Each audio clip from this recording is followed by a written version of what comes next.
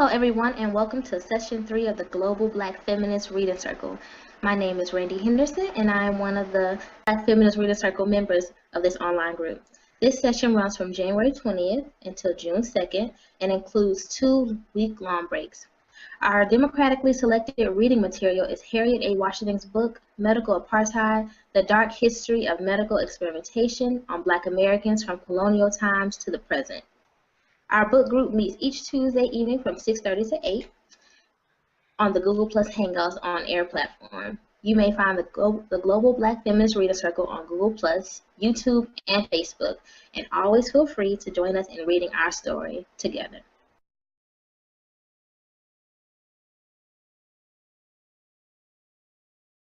So this evening we're going to summarize and discuss Chapter 1, Medical Apartheid, The Dark History of Medical Experimentation on Black Americans from Colonial Times to the Present by Harriet Washington. We'll start off by introducing ourselves. Okay, who wants to introduce himself? I'm Kim. I'm from Brooklyn, New York.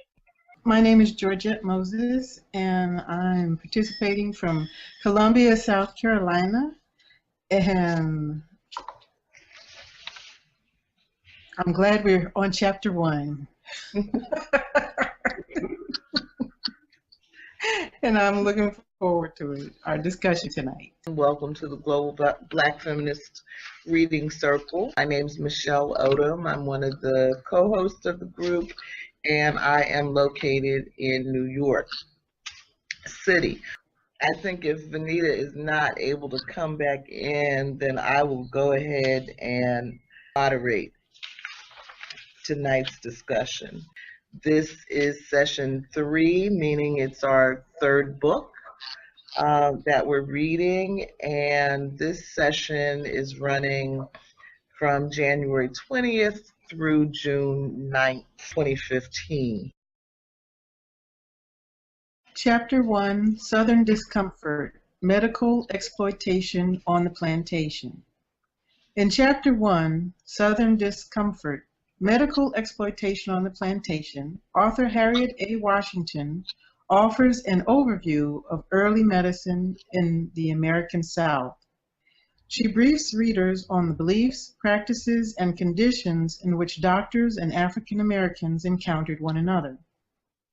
She identifies the shared economic interests doctors held with planters and how this common bond undermined the health of and instilled the fear of medicine, or iatrophobia, in Black Americans, a fear that exists to this day. Primarily focused in the 1700s and 1800s, this chapter describes the deplorable public health practices of the era, which only worsened circumstances for the enslaved population.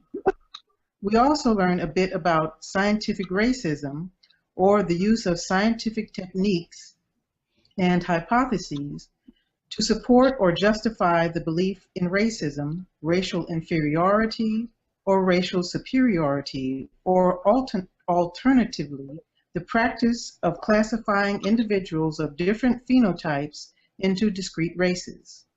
One doctor, for example, Josiah Knott, MD, theorized that the distinctive knee joint and long heel of the Black man proved he had been created as a submissive knee bender, a servant to whites. Another leading voice was that of Samuel A. Cartwright, MD, who identified conditions afflicting Blacks such as Drapetomania, or an insane urge to escape from slavery. With pseudo-scientific and biblical justifications in place, planters and medical practitioners freed themselves to administer a series of inhumane treatments to cure a variety of real and imagined diseases and conditions.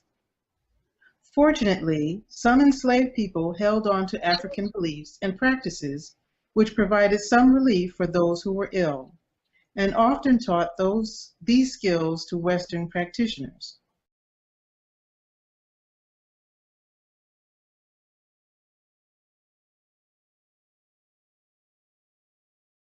Enslavement could not have existed, and certainly could not have persisted without medical science, asserts author Harriet A. Washington. Doctors offered assurances as to the fitness of people for work, both before and after sale into human bondage. As today, they diagnosed conditions, offered opinions, and prescribed treatments based upon their analysis. A growing body of medical literature advancing ideas in scientific race claim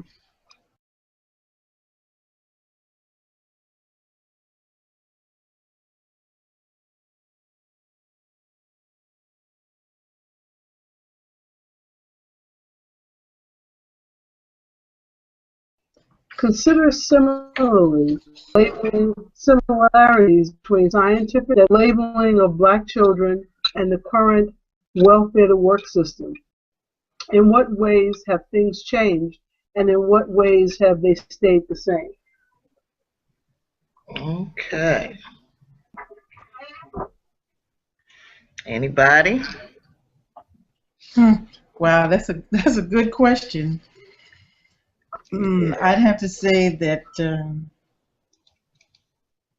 the way I see it stayed the same is that there's still some collusion between the doctors or the medical,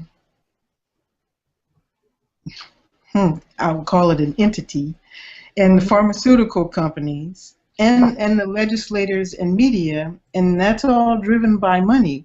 Because if the pharmaceutical company can finance the research and the outcome of the research, well, what choice do we have but to believe, that paper that they put out? Right, right. So if they come up with a study that says, well, black children or black males suffer from, particularly suffer from some kind of mental deficiency and require special education, or they require medication like ADHD, that's a label they put on black children, especially black males. And the only solution is a drug. Well, then they train the teachers to identify hyperactive children as, oh, you need a drug.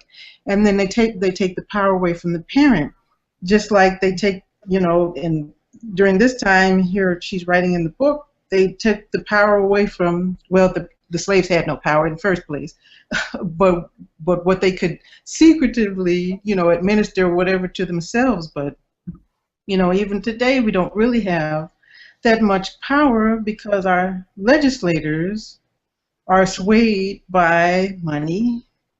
And so who's there to defend an honest, research that could prove, well, it's not, this is not genetic, and it's really the environment that's causing, all of these symptoms, and stop drugging our kids, things like that. So. Yeah, I very much agree. I think in terms, one thing that strikes me as similar is that behavior that black families might see as perfectly normal and perfectly appropriate and perfectly, responsive to whatever conditions we're dealing with can be seen so differently by people in different circumstances. So like the Drapetomania, for example, or the insane desire to escape from slavery. So, I say all the time that where you stand depends upon where you sit. And I've probably said it here before, but I love the analogy of a baseball field and the circle kind of arena where people are sitting all around. And if you stand up on this side of the arena and somebody else stands up on this side of the arena, both of you have a vision of what is happening down on the field, but your vision is different. And both of you are accurate in what you see, but you're seeing something different from a different angle. And so I think that that happens a lot with blacks and whites in this country. So from the perspective of a slave, it seems perfectly normal and natural that you would want to do anything you could to escape that situation. And rather than defining you as insane, you know, it would be a normal, appropriate response to your situation. But from the perspective of the slave master, that is insane behavior. And so that's what we've been dealing with, and I think that's what we're still dealing with our children in the school system. I posted something recently on Facebook. It was a white female teacher, white woman, and she was saying what black parents already know, that when black boys come into the classroom or white boys come in, when white boys come into the classroom and behave in the exact same ways as black boys, the white boys are considered leaders and intelligent and curious, and oh, isn't little Johnny so energetic and playful? And the exact same behaviors in a black child are deemed,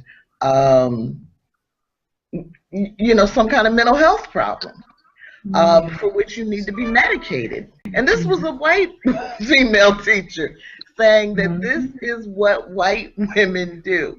Well, black mothers have been knowing that, you know, at least for as long as my kid was in school, you know, 3 decades ago.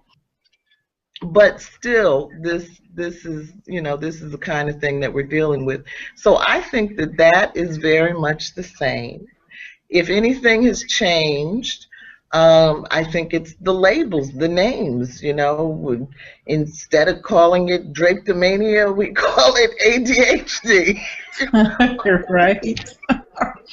It's same. But very much the same kind of phenomena, I think.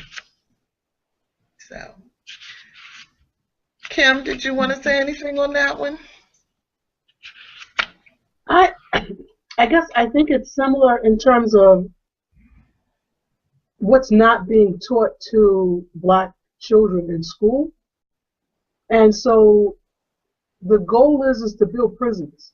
And so if you're basing how many prison beds you build in terms of how many black boys are in 3rd grade, your goal then is not to teach them anything, but to get them ready to be incarcerated. Right. So it's the same thing. It's the same price on their head.